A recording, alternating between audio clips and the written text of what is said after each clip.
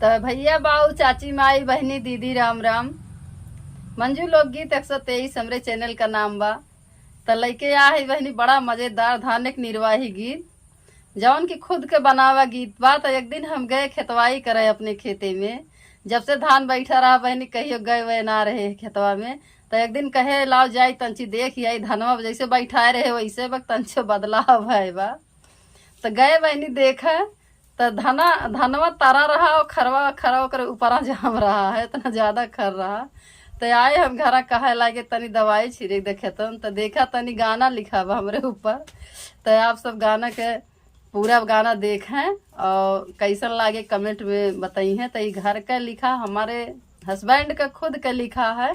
तो आप सब बताई हैं कि हाँ कितना कलाकार हैं, कैसन गाना वो हमारे ऊपर बनाए हैं निर्वाहिक टाइम। तो भैया पूरा वीडियो देखी हैं और भैया हाथ जोड़ के निवेदन बा कि जौनपुरिया देहाती लोकगीत चैनल पे एक बार आप लोग जरूर सर्च करी हैं। और जैसे भैया मंजू लोकगीत 123, नीलम लोकगीत 123, ऐसे जौनपुरिया देहाती लोकगीत 123 के आप सब सपोर्ट करी हैं तो बड़ा अच्छा रही। बड़ी मेहनत लागत भैया वीडियो बनावे में।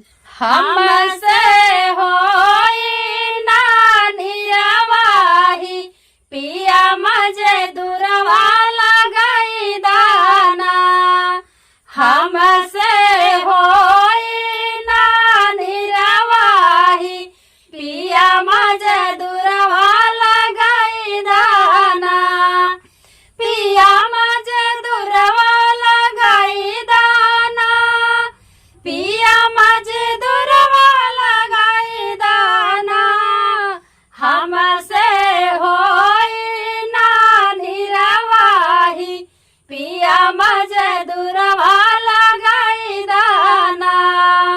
हमसे होई ना निरवाही पिया मजदूरवा लगाई दाना।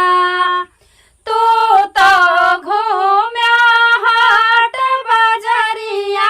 तू तो घूम्या हाट बजरिया। हम के खेतवा पठाई ना। हम के खेतवा पठाई ना। ना मोरे संग में सखी सहेलिया। ना देवर देवरनिया ना।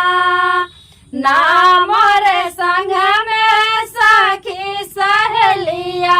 ना देवर देवरनिया ना। हमसे होई ना निरवाही पिया मजदूरवा लगाई दाना। हमसे होई ना निरवाही पिया मजदूरवा लगाई दाना। जब हम कहानी दवा छिड़की दा। जब हम कहानी दवा छिड़की दा। हम का लगा समझावे ना। हम का लगे समझावे ना। पड़ी गए सूखा जामी गे झूसा। पड़ी गए सूखा जामी गे झूसा। कितना हम ओ कानी राई ना। पड़ी गए सूखा जामी गे झूसा। कितना हम ओ कानी राई ना। हमसे होई ना निरवाही पिया मजदूरवा लगाई दाना।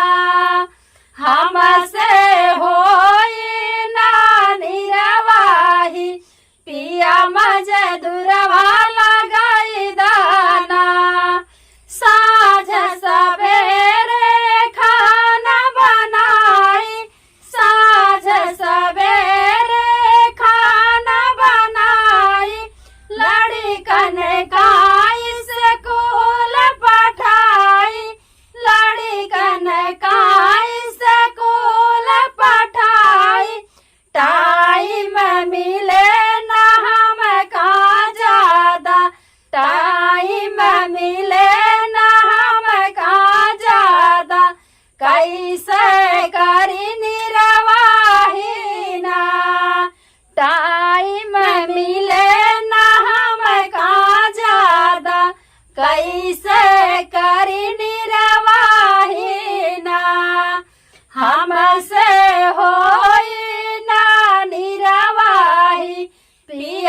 मजदूरवा लगाई दाना हमसे होई ना निरवाही पिया मजदूरवा लगाई दाना पिया मजदूरवा लगाई दाना पिया मजदूरवा लगाई दाना हमसे होई ना निरवाही पिया मजदूरवा लगाई दाना हमसे होई ना निरवाही पिया मजदूरवा लगाई दाना।